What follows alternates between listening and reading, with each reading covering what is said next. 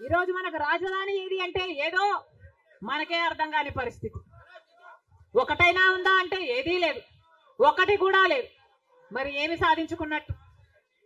Polavaram project ఎప్పుడో 1941లో Polavaram project కట్టాలనుకుంటే సాధ్యపడలేదు.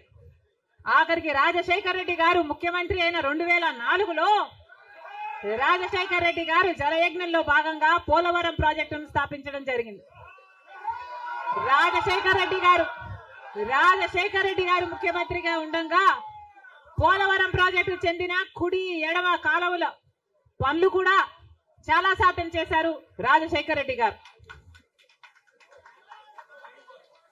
మన దురదృష్టం రాజశేఖర్ రెడ్డి గారు వెళ్ళిపోయారు. ఆయన చనిపోయాక మళ్ళా పోలవరం ఒక్క అడుగు కూడా ముందుకు పడలేదు. చంద్రబాబు గారు పోలవరాన్ని తాకట్టు పెట్టారు బీజేపీ దోస్తీ కోసము. ఇటు జగన్ రెడ్డి గారు బీజేపీతో దోస్తీ కోసం పోలవరాన్ని తాకట్టు పెట్టారు. అంతేకాదు బీజేపీ అధికారంలో 10 సంవత్సరానికి 2 కోట్ల ఉద్యోగాలు ఇస్తామంది బీజేపీ పార్టీ. 10 సంవత్సరాలలో ఎన్ని కోట్లు వచ్చుండాలి? 20 కోట్ల ఉద్యోగాలు వచ్చుండాలి మన దేశంలో. ఆంధ్ర రాష్ట్రానికి కనీసం 1 కోటి ఉద్యోగాలైనా ఇచ్చిందా బీజేపీ పార్టీ? పోనీ 10 లక్షల ఉద్యోగాలైనా ఇచ్చిందా బీజేపీ పార్టీ? కనీసం 1 లక్ష ఉద్యోగాలైనా వచ్చినాయా? లేదు. ఆంధ్ర రాష్ట్రంలో 1 లక్ష అంటే 1 లక్ష ఉద్యోగాలు కూడా ఇవ్వలేదు బీజేపీ పార్టీ. ఉన్నవి కూడా ఊడాయి. బీజేపీ పార్టీ ఆ రోజు చెప్పిన మాట, రైతులకి ఆదాయము డబుల్ చేస్తామన్నారు. రైతుల ఆదాయం డబుల్ చేయడం ఏమో గాని రైతులకున్న ఖర్చులు 10 ఇంతలు పెరిగాయి.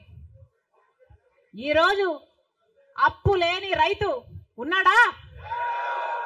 అప్పు లేని రైతు ఎవరైనా ఉన్నారా అని ఎవరిని అడిగినా లేదమ్మా అప్పుల పాలైపోయాం.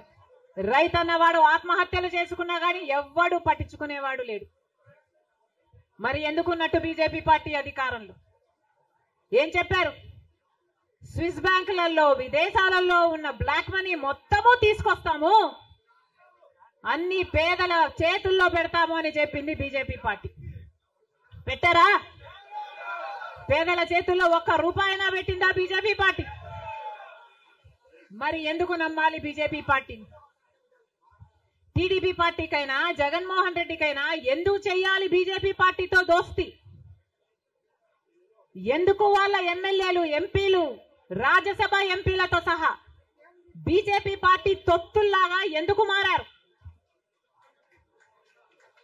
టీడీపీ పార్టీ అయినా వైసీపీ పార్టీ అయినా ఇద్దరు కలుపుకుంటే వాళ్ళకు చెందిన ఎంపీలు, లోక్సభ ఎంపీలు 25 మంది, ఆంధ్ర రాష్ట్రానికి చెందిన ఎంపీలు 25 మంది, 22 మంది వైసీపీ అయితే 3 తెలుగుదేశం పార్టీ. కానీ మొత్తం 25 మంది ఎంపీలు బీజేపీ పార్టీ చేతుల్లో ఉన్నారు. బీజేపీ పార్టీ ఏం చెప్తే ఈ ఎంపీలు మొత్తం అందరూ గంగిరెద్దులాగా తలూపుతారు. రాజ్యసభకు చెందిన 6 ఎంపీలతో సహా మొత్తం 31 ఎంపీలు ప్రజలు బీజేపీ పార్టీకి ఓటు వేయకపోయినా, తెలుగుదేశం పార్టీకి ఓటు వేసినా, వైసీపీకి ఓటు వేసినా ఉన్నది మాత్రం బీజేపీ పార్టీలో.